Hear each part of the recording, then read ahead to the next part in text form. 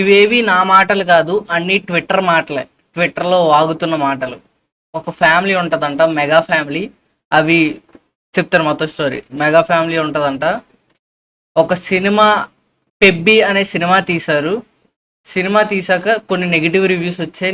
రివ్యూవర్స్ని తిట్టారు, ఫ్యాన్స్కి నెంబర్లు ఇచ్చి బెదిరించారంట. ఇవన్నీ జరిగాయంట. బార్బెల్ అనే అతనికి స్ట్రైక్ వేశారు. అండ్ మూవీ మ్యాటర్స్ అనే అతనికి స్ట్రైక్ వేశారు.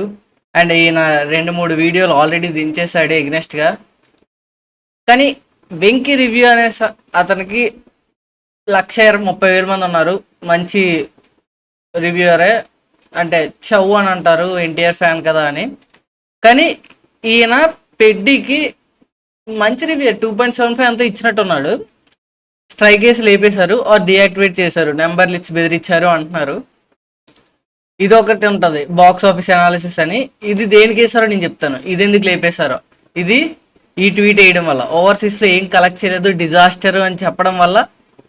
ట్విట్టర్లో మళ్ళీ చూడండి, ఒక ఉదయ్ కిరణ్ అంట, ఒక రాజశేఖర్ అంట, ఒక సుమన్ అంట, ఒక వంకీ రివ్యూస్ అంట. ఇలా ఉంది మరి. ఇది చూడండి, మెగా మాఫియాకి బలైపోయిన వెంకీ బాక్స్ ఆఫీస్. రివ్యూ అనాలిసిస్ల మీద కేసులు, కాపీరైట్ స్ట్రైక్లు, డిఫమేషన్ సూట్స్, వెబ్సైట్లకి వార్నింగ్, అబ్బో అన్ని చేస్తే కానీ మీ సినిమా నిలబడదంట.